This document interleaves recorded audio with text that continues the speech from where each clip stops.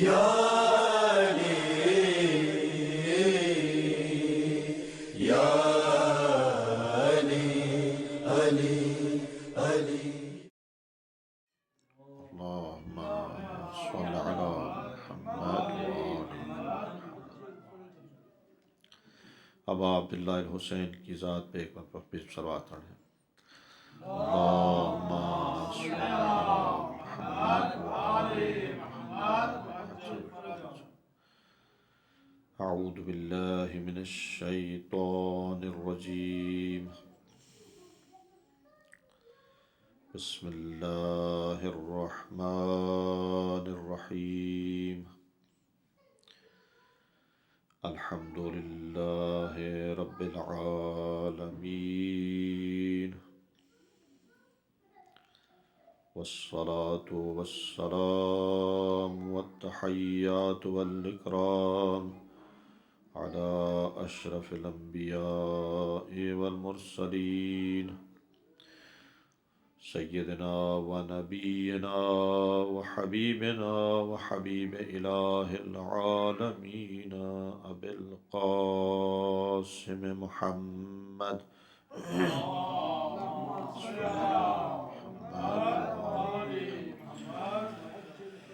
وعلى آلہ الطیبین الطاہرین المعصومین المنتجبین المظلومین الذین اذهب اللہ عنہم الرجس وطہرہم تطہیرا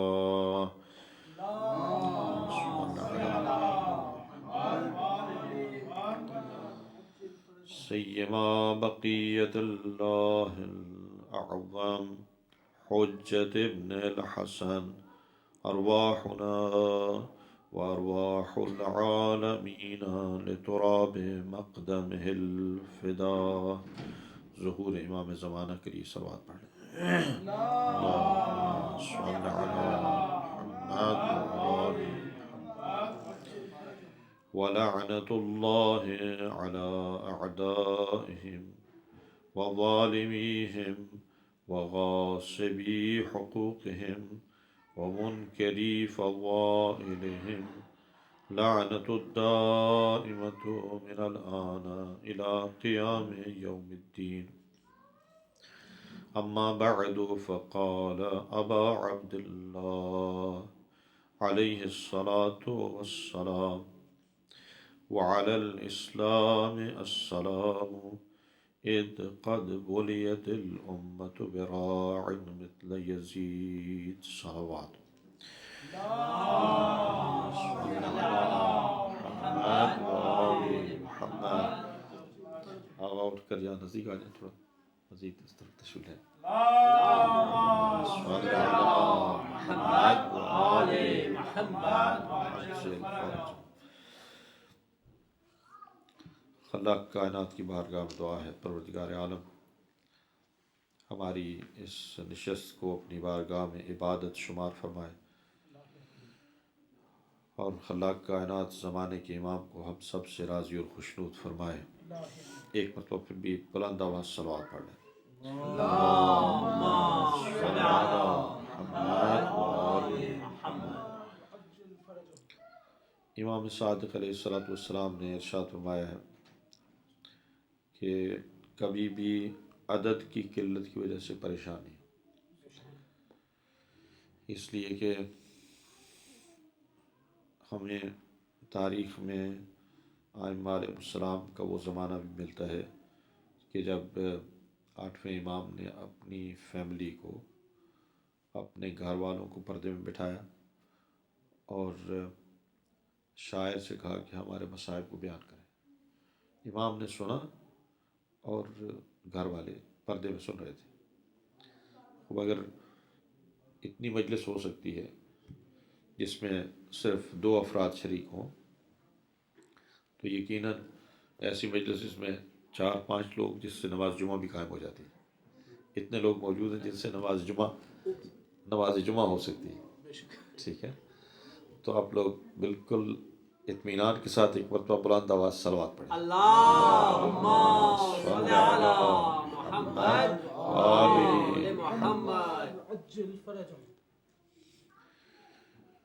چونکہ آج تاریخ کا وہ دن ہم یاد کر رہے ہیں جس دن نواسہ رسول نے تاریخ کی ایک عظیم ہجرت کی ہے، ایک عظیم مشن کے لیے، ایک عظیم مقصد کے لیے نواسہ رسول نے مدینہ کو چھوڑا۔ ابتدا میں صرف ایک تاریخی ربط دینے کے لیے کہ 60 ہجری 22 رجب کو معاویہ فنار ہوا، اور 22 رجب سے 28 رجب تک یہ 6 دن کا وقفہ ہے۔ 6 دن کے وقفے میں جتنے خطوط رد و بدل ہوئے، اور صرف 6 دن کے بعد امام نے مدینہ سے خروج کیا۔ یعنی اس کو سمجھنے کی ضرورت ہے کہ یہ اتنے مختصر وقت میں یزید کی طرف سے اتنی سرعت کے ساتھ یہ عمل روا رکھا گیا کہ ابھی تک اس نے اپنی حکومت سنبھالی نہیں تھی۔ ظاہر 22 کو اگر اس کے بابا کی وفات ہوئی ہے تو دفن کرنے میں بھی 1 کا دن لگا ہوگا۔ کچھ لوگ اس کے پاس فاتحہ خوانی کے لیے بھی آ رہے ہوں گے، کچھ لوگ تسلیت کے لیے آ رہے ہوں گے، لیکن اتنا آنن فآنن شام سے مدینہ پیغام کو پہنچنا، اور پھر امام علیہ السلام کو دربار ولید میں بلایا جانا، اور اس کے بعد امام کا مدینہ سے خروج، جس میں صرف 6 دن گزرے۔ معلوم ہوتا ہے کہ یزید کو امام حسین علیہ السلام کی اہمیت کا اتنا اندازہ تھا کہ اس نے سب سے پہلا کام یہ انجام دیا کہ وہ امام حسین علیہ السلام سے بیعت طلب کرے۔ یعنی نظام یزیدی کو ابا عبداللہ الحسین سے اتنا خوف تھا، اتنا وہ ہراساں تھا کہ اس نے حکومت سنبھلنے سے پہلے یہ چاہا کہ یہ مسئلہ حل ہو جائے۔ یہ مسئلہ بہت اہمیت کا حامل تھا، یعنی سیاسی اعتبار سے حکومت کے لیے، اگرچہ حکومت اس کی شام میں ہے، شام میں معاویہ مسلط تھا، اس کے اطراف میں بہت سی جگہوں پہ اس کا تسلط موجود تھا، مدینہ میں اس کا ولی عہد موجود تھا، ایک سسٹم کسی طرح سے اسٹیبلش تھا، لیکن اس قدر خوف زدہ تھا یزید کہ اس نے اپنے ابتدائی دنوں میں یہ حکم دیا کہ امام حسین سے بیعت طلب کی جائے۔ دوسری بات جس کو سمجھنے کی ضرورت ہے وہ یہ کہ امام حسین علیہ السلام نے بہت مختصر عرصے میں اپنے قیام کے لیے اپنے پروگرام کو ترتیب دیا۔ یعنی اس طرف سے پیغام پہنچا اور اس طرف سے امام نے اپنے کاروان کو آمادہ کر لیا۔ اگر ابتدا میں ایک شخص کسی قیام کے لیے آمادہ نہ ہو اور کسی مسئلے سے متعلق بالکل آگاہی نہ رکھتا ہو تو اس کو منصوبہ بندی میں کئی دن لگ جائیں گے۔ اس سے یہ معلوم ہوتا ہے کہ امام حسین علیہ السلام ابتدا میں ذہنی طور پر مکمل طور پر قیام کے لیے آمادہ تھے۔ اب اس کو دیکھنے کی ضرورت ہے کہ اہداف قیام حسینی، مقاصد کیا تھے، کیوں امام حسین علیہ السلام نے خروج کیا۔ ایک وقت ہم یہ سوچتے ہیں کہ خوب امام علیہ السلام کو مدینہ سے نکلنے پہ مجبور کر دیا گیا، کیا یہ درست ہے؟ کیا امام کو مدینہ سے نکلنے پہ مجبور کیا گیا؟ نہیں، مدینہ سے نکلنے پہ امام کو مجبور نہیں کیا گیا۔ امام کے لیے مشکل کیا تھی؟ کیا امام مدینہ میں عبادات نہیں کر سکتے تھے؟ اگر فرض کریں یزید کی بیعت کر لی جاتی تو کس شے کو نقصان پہنچتا؟ امام کی عبادات کو نقصان پہنچتا، امام روزے نہیں رکھ سکتے تھے، امام کو حج سے پابندی لگا دی جاتی، آپ حج پہ نہیں جا سکتے ہیں، یا امام کی جو ایکٹیویٹیز ہیں اس کو محدود کر دیا جاتا، ملاقاتوں کو بند کر دیا جاتا. کیا ایسی کیفیت تھی؟ وہ کون سی شے ہے کہ جس شے نے امام حسین علیہ السلام کو بیعت سے باز رکھا؟ کیوں امام نے ریبیل کیا؟ اگر عبادات مقصود تھی تو عبادات اپنی جگہ پہ چل رہی تھی. اگر مناسک کا مسئلہ تھا تو امام علیہ السلام سارے مناسک کو انجام دے سکتے تھے. اگر مدینہ کی آبادی کا مسئلہ تھا تو مدینہ آباد تھا، امام اپنے اقربا کے ساتھ اعزاء کے ساتھ زندگی بسر کر رہے تھے. امام کو زیارت سے کوئی روکنے والا نہیں. اس نقطے کو سمجھنے کی ضرورت ہے کہ وہ کون سا امر باعث بنا کہ امام علیہ السلام نے کیا کیا. بہت سے لوگ یہ کہتے ہیں کہ دین کا سیاست سے کیا تعلق ہے، یا سیاست کا دین سے کیا تعلق ہے. دین تو محض کچھ مانوی امور کا مجموعہ ہے، کچھ اسپرچل امور کا مجموعہ ہے، اور بعض اوقات دین کو فردی دین کہا جاتا ہے. کرسچینٹی میں دین فردی دین ہے. فردی دین سے مراد یہ ہے کہ اٹس مائی انڈیویجول ریلیجن، کسی کا اس سے کوئی تعلق نہیں ہے. میں پریکٹس کروں یا نہ کروں اس کا کسی سے کیا تعلق ہے. کبھی اسلام کو بھی اسی طرح فردی دین لیا گیا، یہ میرا دین ہے، میں اس پہ عمل کروں یا نہ کروں کسی سے کوئی تعلق نہیں. کیا اسلام فردی دین ہے؟ کیا اسلام پرسنل لا ہے؟ اگر امام علیہ السلام کی اس موو سے متعلق غور کی جائے، اس موومنٹ کے متعلق دیکھا جائے، تو ہمیں یہ نظر آتا ہے کہ امام علیہ السلام کے فردی دین کو کوئی نقصان نہیں ہونے والا تھا. امام اپنے تمام جتنے بھی کام اس سے پہلے فردی اعتبار سے کر رہے تھے وہ بعد میں بھی کرتے رہتے، اس کو کوئی نقصان ہونے والا نہیں تھا. جیسا کہ بہت سے لوگ بعد میں بھی کرتے رہے، دوسرے لوگ بھی کر رہے تھے. کوئی کسی کو جا کے روک نہیں رہا تھا. مثلا اگر کوئی ہاتھ کھول کے نماز پڑھ رہا تھا تو اس کو یہ نہیں کہا گیا آپ آج کے بعد ہاتھ باندھ کے نماز پڑھیں چونکہ یزید کی حکومت آ گئی. یا اگر کوئی نماز کس طرح سے پڑھ رہا تھا ان کو اس سے کوئی غرض نہیں تھی. اذان کیسے دے رہا تھا، اذان میں کوئی کلمہ پڑھ رہا تھا نہیں پڑھ رہا تھا، اس سے ان کو کوئی غرض نہیں تھی.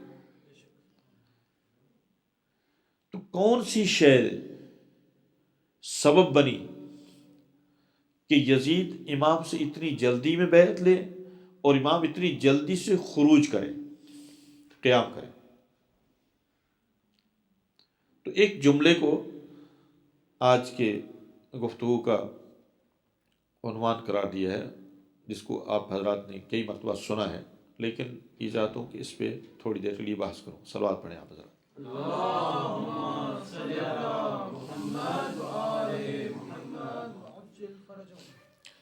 کہ جب امام علیہ السلام کو یہ خبر دی گئی، ولید نے امام کو یہ خبر دی کہ معاویہ اس دنیا سے اٹھ گیا ہے، فنار ہو چکا ہے، اور اس کے بعد یزید نے حکومت کو سنبھال لیا ہے، تو امام نے ایک جملہ ارشاد فرمایا. سب سے پہلے امام نے کلمہ استرجاع پڑھا. کلمہ استرجاع جو ہم جب کوئی شخص اس دنیا سے اٹھ جائے تو ہم یہ کلمہ استرجاع پڑھتے ہیں، انا للہ و انا الیہ راجعون. اکثر اوقات یہ کلمہ مرنے والوں پہ پڑھا جاتا ہے. ممکن ہے کوئی یہ کہے کہ چونکہ معاویہ مر چکا تھا تو امام نے کہا انا للہ و انا الیہ راجعون. حقیقت میں اس کے لیے نہیں کہا تھا. امام نے جو ہی سنا کہ یزید جیسا حاکم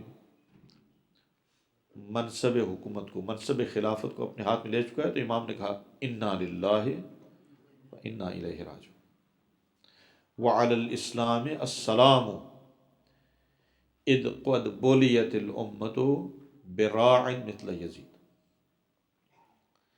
یہ جملہ جو امام نے ارشاد فرمایا یہ بہت زیادہ معنی خیز ہے.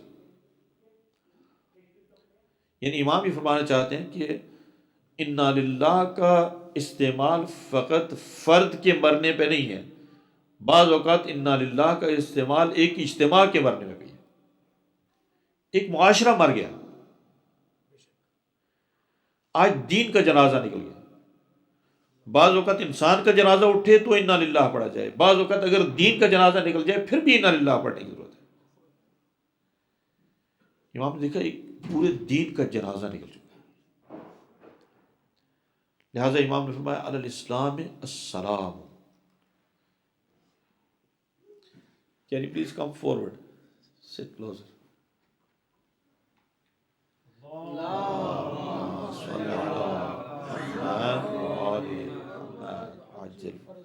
So let me change the channel. Please say salawat one more time.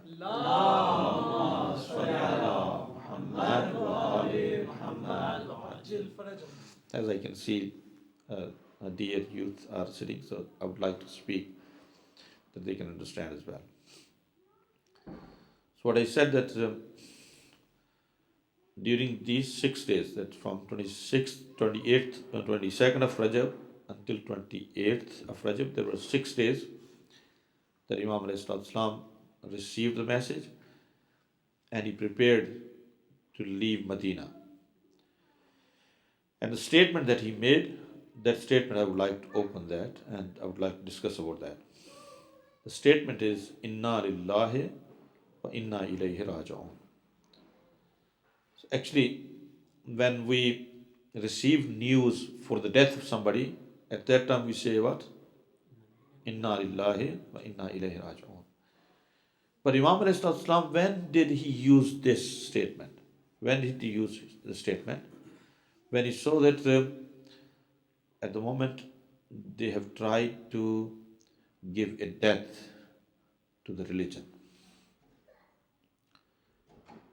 Today religion is dying down, values are dying down. The pure Islam is dying down. He said, Inna lillahi wa inna ilayhi raji'un. I can see that the person, a corrupt person like Yazid, has taken the power in his hands to be the Khalifa of the time. Wa ala al-Islami as-salamu. I would like to salute,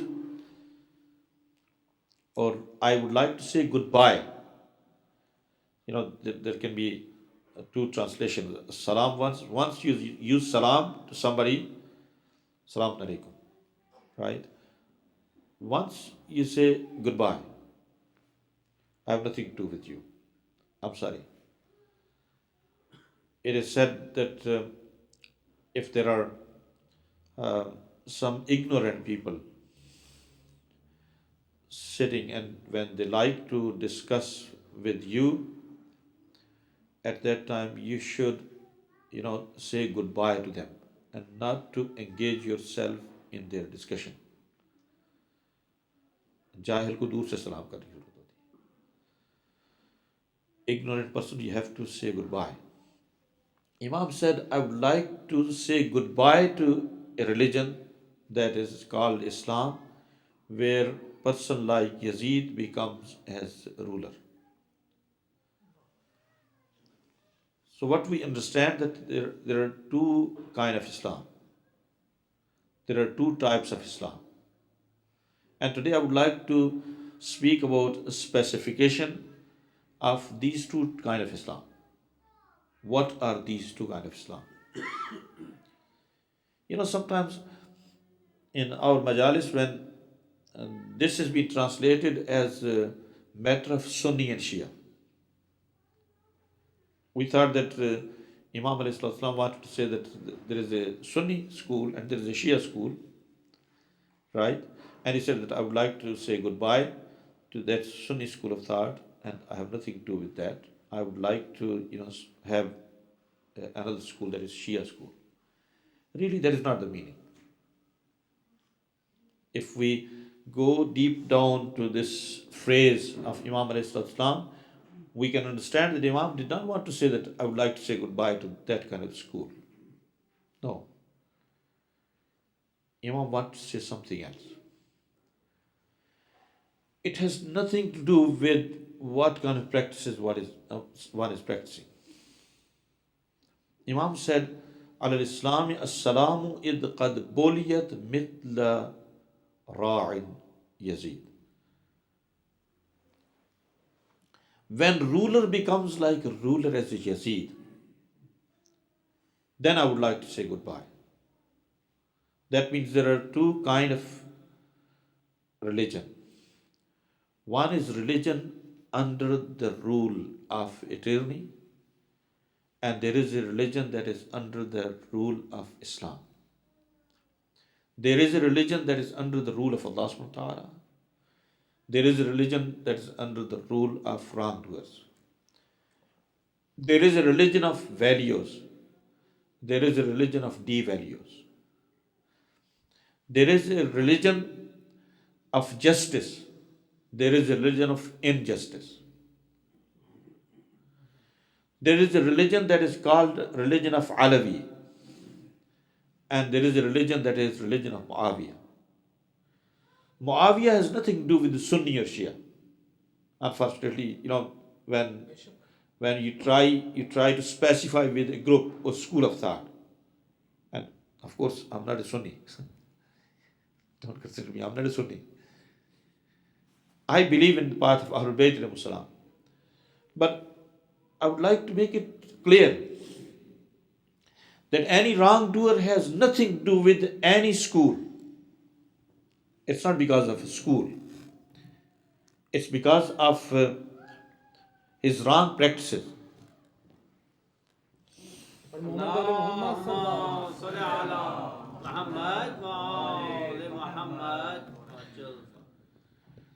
Sometimes we like to title the people.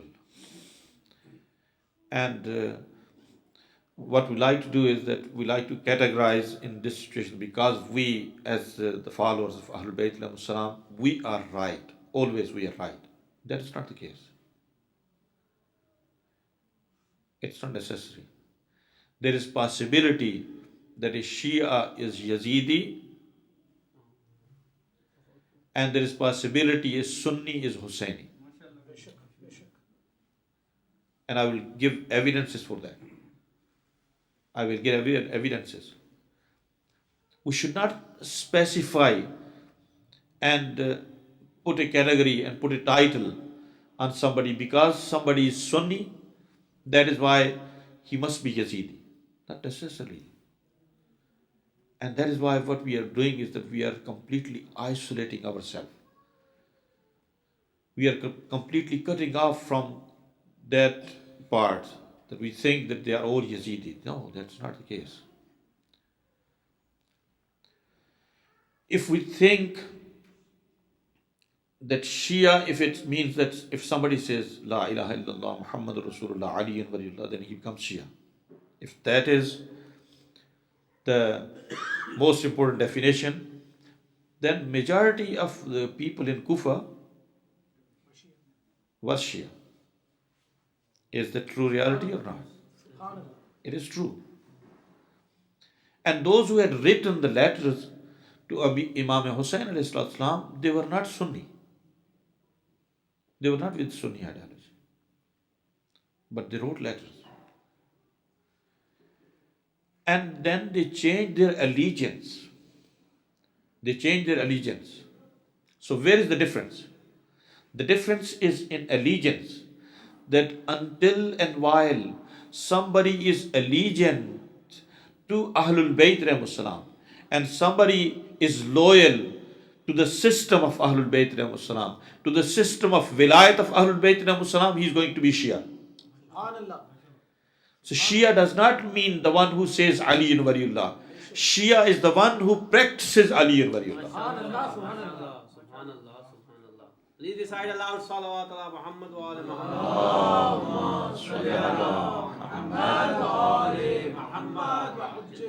Yani wilayat becomes the most important concern of his life. That as it's been said, alastu awla min anfusikum, am I not Mawla upon you? And we say that anta Mawlaya, you are my master.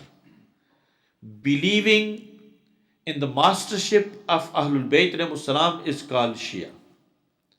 Accepting and being submissive before that and standing on this value is called Shia.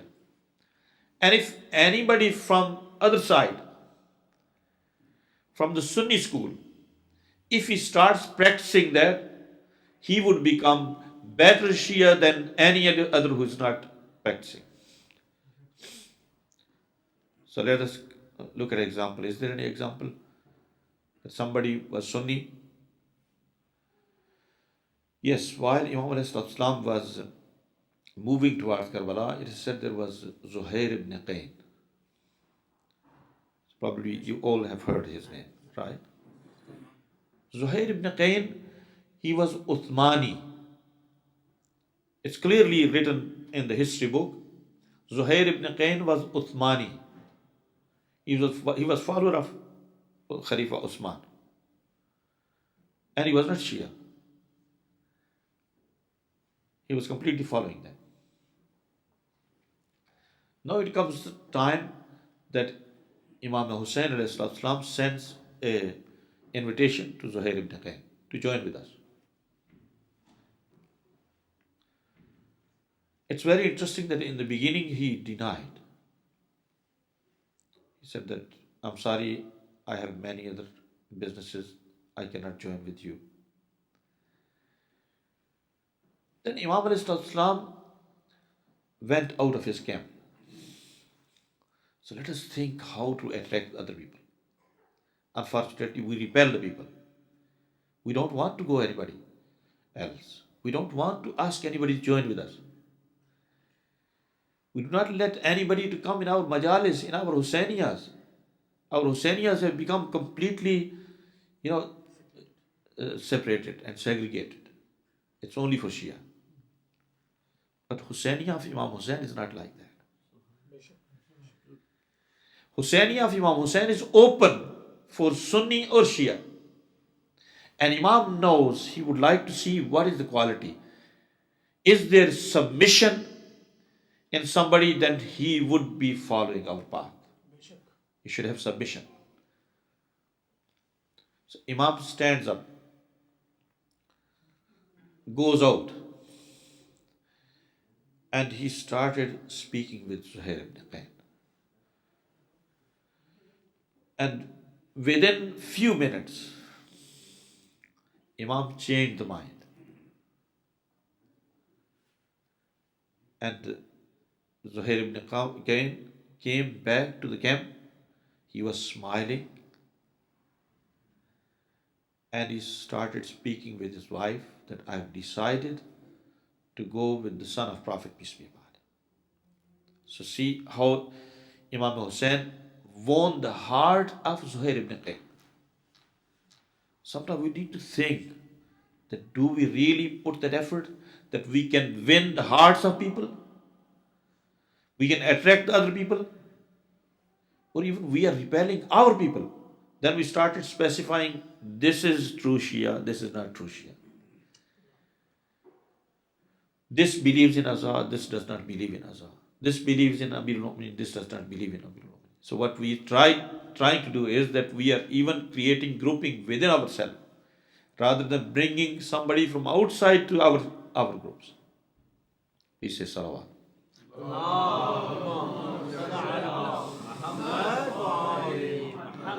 So Zuhair came and he said to his wife that you are free to go back to your house.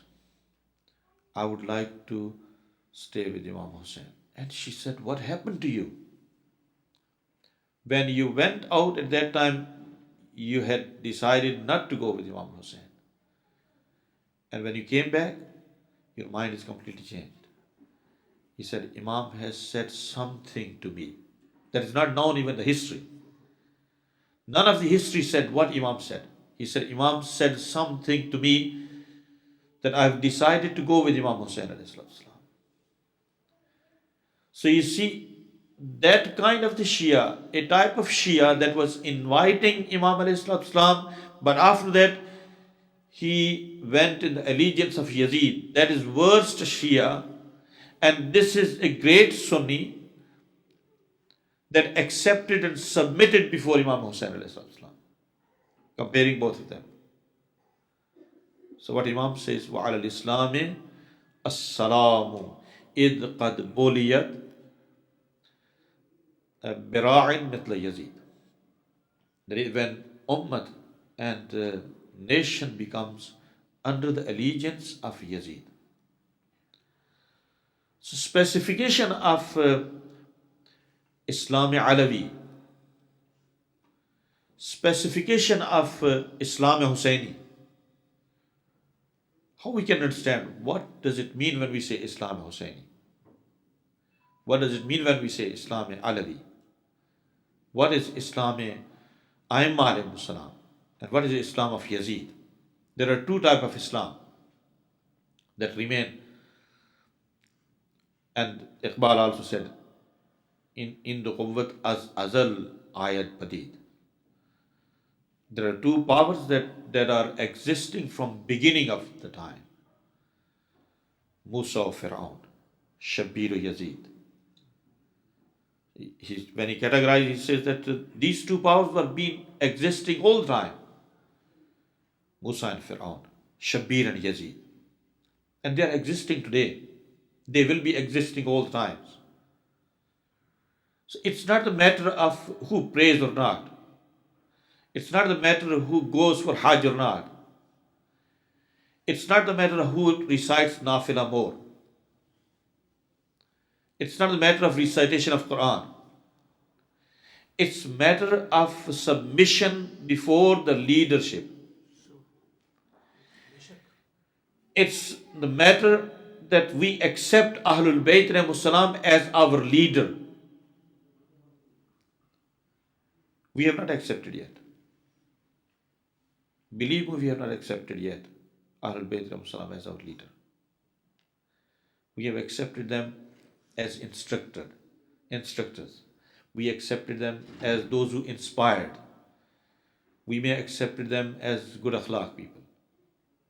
There are various aspects of life of Ahlul Bayt alayhimus salam. What is something that has inspired you? Let us see. We think as Shia, what is something that has inspired me as Aimma alayhimus salam? Why I'm taking them as role model? Is it because they are good akhlaq, good character? Is it because they recite, they are closer to Allah subhanahu wa ta'ala? Or is that because I accept them as my leader? The most important relation between me and Aimma alayhimus salam, it's that they are my leader and I'm their follower. ایک امام کا ماموم کے ساتھ رشتہ اطاعت کا رشتہ ہوتا ہے. ایک امام کا ماموم کے ساتھ رشتہ، مثلا جب آپ نماز میں کھڑے ہوتے ہیں نا، تو نماز میں امام کہتا ہے اللہ اکبر، آپ نے بھی ساتھ ہی کہا اللہ اکبر. اگر آپ 5 منٹ کے بعد اللہ اکبر کہیں تو یہ نماز نہیں. سڈنلی جب امام کہے اللہ اکبر تو آپ کو ساتھ ہی اللہ اکبر کہنے کی ضرورت ہے. پھر جب امام رکوع میں جائے تو امام کے ساتھ رکوع میں جانے کی ضرورت ہے. جو کچھ وہ رکوع میں پڑھے آپ کو بھی وہی رکوع میں پڑھنے کی ضرورت ہے. جہاں پر کہا گیا امام بول رہا ہو تو آپ خاموش رہیں. جب تک بول رہا ہو تو آپ خاموش رہیں. اسلام میں یہ نماز حقیقت میں ایک طریقہ ہے، ایک سلیقہ ہے. نماز اس لیے رکھی گئی، نماز جماعت اس لیے رکھی گئی تاکہ انسانوں کو امام کی امامت پہ عمل کرنا آ جائے. سبحان اللہ سبحان اللہ سبحان اللہ. یہ پتہ چل جائے کہ امامت کی راہ پہ عمل کیسے کیا جاتا ہے. جماعت کا ایک فلسفہ یہ ہے کہ انسان کو ماموم بننا پتہ چل جائے. یہ کبھی آپ جب ڈرائیونگ کرتے ہیں نا، تو اگر آپ کسی کو فالو کر رہے ہیں، ایک مثال دینا چاہتا ہوں، جب آپ کسی کو فالو کر رہے ہوں تو اگر آپ نے تھوڑی غفلت کی، ڈرائیونگ کرتے کرتے آپ نے تھوڑی غفلت کی، 1 منٹ آپ نے اس کو دیکھا نہیں کس طرف جا رہا ہے، تو معلوم ہو کہ انہوں نے رستہ اپنا جدا کر لیا، آپ کا رستہ جدا ہو گیا. پھر اگر ٹیلی فون بھی نہ ہو، موبائل بھی نہ ہو، تو آپ امام کو کبھی ڈھونڈ نہیں سکیں. ایک معمولی غفلت انسان کو امام سے دور کر دیتی. سبحان اللہ. ایک معمولی غفلت نے انسان کو امام سے دور کر دیا. تو کیا وجہ ہے کہ اگر ہمارا رشتہ امام کے ساتھ اطاعت کا رشتہ ہے، تو اگر ہم آدھی زندگی غفلت میں گزاریں تو یہ ایسے ہی ہے کہ امام کبھی سجدے میں ہوگا، ہم رکوع میں ہوں گے. امام قیام کی حالت میں ہوگا، ہم بیٹھے رہیں گے. عزیزان گرامی، امام نے جو قیام کیا ہے ایک عظیم مقصد کے لیے کیا ہے. امام یہ فرما رہے ہیں کہ میں یزید جیسے کے خلاف قیام کر رہا ہوں، میں یزید کے خلاف قیام نہیں کر رہا ہوں. امام نے فرمایا مثلی لا یبایع مثلا، مجھ جیسا کبھی یزید جیسے کی بیعت نہیں کرے گا. سبحان اللہ. امام نے کردار کو چھوڑا ہے. امام نے شخص کی بیعت سے انکار نہیں کیا اور نہ یہ کہا میں بیعت نہیں کروں گا. امام یہ فرماتے ہیں مجھ جیسا بیعت نہیں کرے گا. یعنی امام نے پوری تاریخ کے لیے ہمیشہ ہمیشہ کے لیے ایک کردار چھوڑ دیا کہ جو بھی مجھ جیسا ہوگا، میری راہ پہ عمل کرے گا، یزید جیسے کی بیعت نہیں کرے گا. یہ تاریخی کردار چھوڑا ہے. تو جب ایک تاریخی کردار چھوڑا ہے تو ہمیں سوچنے کی ضرورت ہے کہ ہم حسین جیسے ہیں یا یزید جیسے ہیں. مماثلت کس کے ساتھ ہے؟ امام نے فرمایا مثلی، مجھ جیسا، لا یبایع مثلا. تو ہمیشہ دو کردار ہیں، ایک مثل حسین ہے، ایک مثل یزید ہے. دو مثالیں ہو سکتی ہیں، دو ایگزامپلز ہو سکتے ہیں. ایک حسین کا ایگزامپل ہے، ایک یزید کا ایگزامپل ہے. دو ہی کیمپ موجود ہیں. ہمیں خود دیکھنے کی ضرورت ہے کہ ہم کس کیمپ میں موجود ہیں. امام حسین کے کیمپ میں ہیں یا یزید کے کیمپ میں. اس سے غرض نہیں کہ ان کس مسلک سے تعلق رکھتا ہے. ممکن ہے ایک کسی مسلک سے تعلق رکھنے والا حسین کے کیمپ میں موجود ہو اور کسی مسلک میں تعلق رکھنے والا حسین کے کیمپ میں موجود نہ ہو. اگر آخری رات میں شب عاشور کو بھی ایک شخص حسین کے کیمپ میں آ سکتا ہے، آخری رات میں بھی یزید کے لشکر کا کمانڈر ان چیف بہت بڑی پوسٹ پہ ہوتے ہوئے امام حسین کے کیمپ میں آ سکتا ہے، اور آخری دن بھی امام حسین کے کیمپ سے کوئی خارج ہو سکتا ہے. کہا جاتا ہے امام نے جس شخص کو اونٹوں کے ساتھ اونٹ کرائے پہ لیے تھے، حضرت نے یہ اونٹوں والے کو ساتھ لے کر کربلا میں پہنچے. یہ آخری دن تک انتظار کرتا رہا. عاشور کے دن اس نے امام سے اجرت طلب کی، عاشور کے دن اجرت طلب کی، اور عاشور کے دن اجرت لے کر امام کے کیمپ سے خارج ہو گئے. بس ضروری نہیں ہے کہ ایک شخص کسی مسلک کے ساتھ تعلق رکھتا ہو تو ہمیشہ حسین کے کیمپ میں باقی رہے گا. حسین نے اپنا مکتب بنایا ہے. حسین خود ایک مکتب کا نام ہے، حسین خود ایک مسلک کا نام ہے. حسین ایک نظام رکھتے ہیں.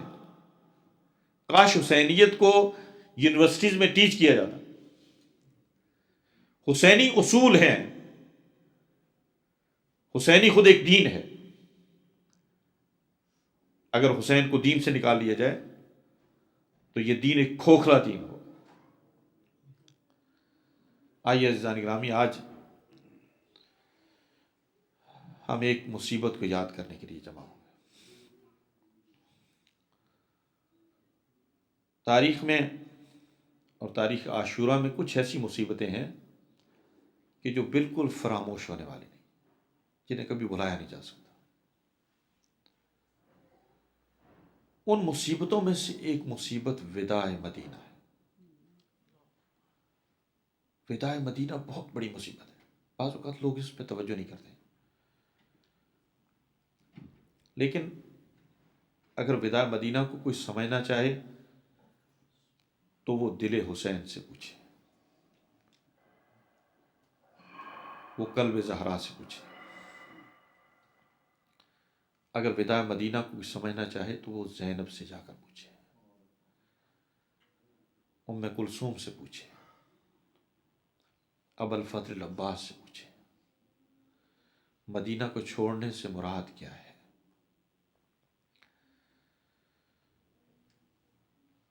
مورخین نے اور مقتل والوں نے لکھا ہے کہ میرے مولا نے جب ولید کے دربار سے واپسی اختیار کی تو حضرت گھر پہ تشریف لائے۔ آنے کے بعد میرے مولا نے اپنے بھیا عباس سے کہا، میرے بھیا عباس، کاغذ قلم لو اور میرے کاروان کا نام لکھنا شروع کرو۔ عزیزو، جب حضرت عباس نے نام لکھنا شروع کیے تو میرے مولا نے کہا، میری بہن زینب کا نام لکھو، میری بہن ام کلثوم کا نام لکھو،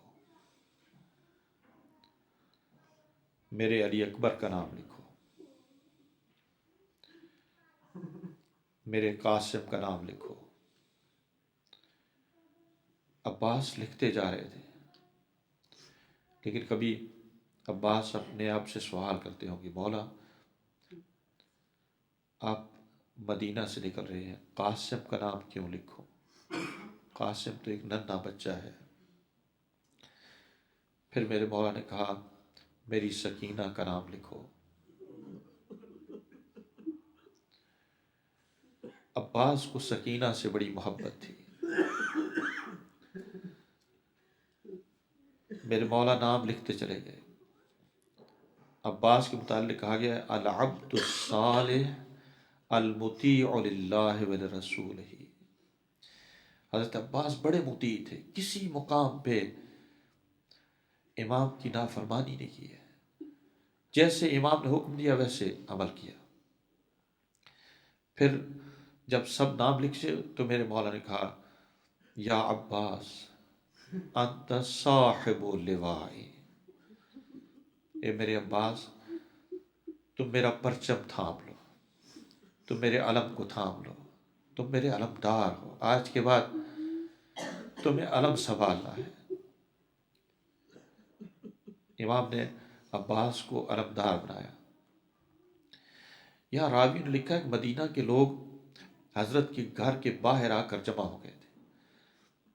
یہ جو محلہ بنی ہاشم تھا، اس کے اطراف میں لوگ آ کر جمع ہوئے اور لوگ گریہ وزاری کر رہے تھے، چونکہ لوگوں کو پتہ چل چکا مولا مدینہ کو چھوڑنا چاہ رہے ہیں۔ تو ایک جمع غفیر جمع ہو گیا۔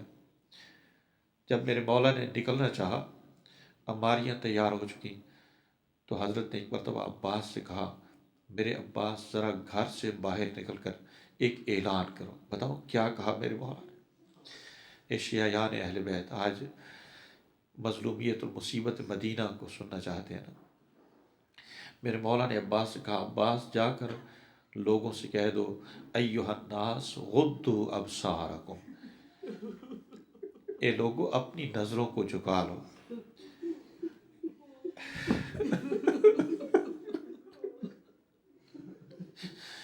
اے لوگو اپنی نظروں کو جھکا لو۔ کیوں؟ اس لیے کہ میری بہن زینب، میری بہن ام کلثوم باہر آنا چاہتی۔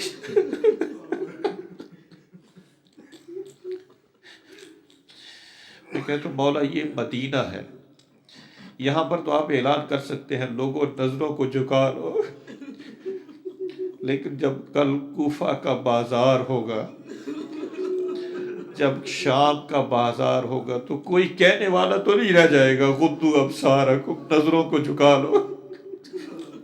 لوگوں کے ہاتھوں میں پتھر ہوں گے، جس کے ہاتھ میں پتھر ہوگا وہ پتھر مارے گا، کوئی آگ برسائے گا، لوگ نظریں جما کے دیکھیں گے، اور آقا زادی لوگوں کو یہ کہہ رہی ہوگی کہ اے نیزے والے نیزے، یہ سر کو دور لے جا تاکہ لوگوں کی نظریں ہم پر نہ پڑے۔ عزیزو، اس حالت میں میرے مولا اپنے گھر سے جب باہر نکلے، لوگوں نے اپنی نظریں جھکا لی۔ اس طرف سے راوی یہ لکھتے ہیں کہ حضرت ام سلمہ آگے بڑھی۔ ام سلمہ حضرت کی نانی تھی، آگے بڑھ کے مولا حسین کی بارگاہ میں کہا، اے میرے بیٹے حسین، ذرا تھوڑی دیر کے لیے میرے قریب آ جا۔ میرے مولا قریب گئے۔ ام سلمہ نے کہا، بیٹے کہاں جا رہے ہو؟ کہا میں عراق کی طرف سفر کر رہا ہوں۔ تو میرے مولا کی طرف ایک مرتبہ مخاطب ہو کر کہا، اے میرے بیٹے حسین، کربلا کی طرف نہ جانا، مجھے تیرے نانا رسول خدا نے مجھے بتایا ہے کہ تیری شہادت کربلا میں ہوگی۔ پھر ام سلمہ نے کچھ عجیب کام کیا۔ ام سلمہ نے میرے مولا حسین کو قریب بلا کر کہا، میرے بیٹے حسین، تھوڑی دیر کے لیے اپنے سینے کے بٹن کھول دو۔ جب میرے مولا نے قمیض کے بٹن کھولے تو ام سلمہ نے کبھی گلے پہ بوسہ دینا شروع کیا، کبھی سینے پہ بوسہ دینا شروع کیا۔ تو میرے مولا نے پوچھ لیا، اے نانی اماں، آپ یہ کہاں کس جگہ پہ کیوں بوسہ دے رہے ہیں؟ تو کہا کہ تیرے نانا رسول اللہ کو میں نے دیکھا تھا، ایک مرتبہ وہ سینے پہ بوسہ دے رہے تھے، گلے پہ بوسے دے رہے تھے، تو میں نے یہ پوچھ لیا آخر اس مقام پر کیوں بوسے دیتے ہیں؟ تو مجھے تیرے نانا رسول خدا نے کہا تھا، اے ام سلمہ، ایک زمانہ ایسا آ جائے گا اس سینے پہ ایک لعین سوار ہوگا، اس سینے پہ نیزے لگیں گے، اس سینے میں تیر لگے ہوئے ہوں گے، یہ وہ گلا ہوگا جس گردن کو کاٹا جائے گا۔ پھر میرے مولا نے ام سلمہ سے مخاطب ہو کر کہا، نانی اماں، کیا آپ دیکھنا چاہیں گی کربلا کے منظر کو؟ کیا میں کربلا آپ کو دکھاؤں؟ تو یہاں پر ام سلمہ نے کہا، میرے بیٹے حسین، میں چاہوں گی ایک مرتبہ کربلا کے منظر کو دیکھوں۔ ایک مرتبہ میرے مولا نے 2 انگلیاں آگے بڑھائی، ایک مرتبہ ام سلمہ نے کیا دیکھنا شروع کیا، کربلا کی سرزمین ہے، ایک تنہا غریب ہے جس کا کوئی باقی نہیں رہ گیا، جو گھوڑے سے گر چکا ہے، تلوار کے ساتھ ٹیک لگا کے بیٹھا ہوا ہے۔ اس طرف سے کتنے لعین آگے بڑھ رہے ہیں، 40 قاتلوں نے قریب آنا شروع کیا۔ ایک مرتبہ ایک لعین آیا، اس نے آ کر میرے مولا کو ایک مرتبہ گرا کر داڑھی میں ہاتھ ڈالا۔ اس طرف سے جب ام سلمہ نے دیکھنا شروع کیا نا تو خنجر چلنا شروع ہوا۔ ام سلمہ نے دیکھ کر گریہ ازاری کرنا شروع کی، کہا، السلام علیک یا ابا عبداللہ، انا للہ و انا الیہ راجعون، وسیعلم الذین ظلموا ای منقلب ینقلبون۔ ابا عبداللہ الحسین مدینے سے نکلنے لگے، ایک مرتبہ نانا کے روزے کی طرف دیکھا، کہا، السلام علیک یا جدہ یا رسول اللہ، اے میرے نانا کے شہر آخری سلام ہو۔ ایک مرتبہ اپنی ماں کی قبر کی طرف رخ کیا، کہا، السلام علیک یا امہ ہو، اے میری مادر گرامی، اے میرا آخری سلام ہو۔ انا للہ و انا الیہ راجعون، وسیعلم الذین ظلموا ای منقلب ینقلبون۔ اللہم ارزقنا زیارت قبر الحسین علیہ الصلاة والسلام، اللہم ارزقنا زیارت ائمۃ علیہم السلام، اللہم ارزقنا شفاعت الحسین يوم الورود وثبت لنا قدم صدق عندك مع الحسين وأصحاب الحسين الذين بذلوا مهجهم دون الحسين عليه الصلاة والسلام. ماتم حسین.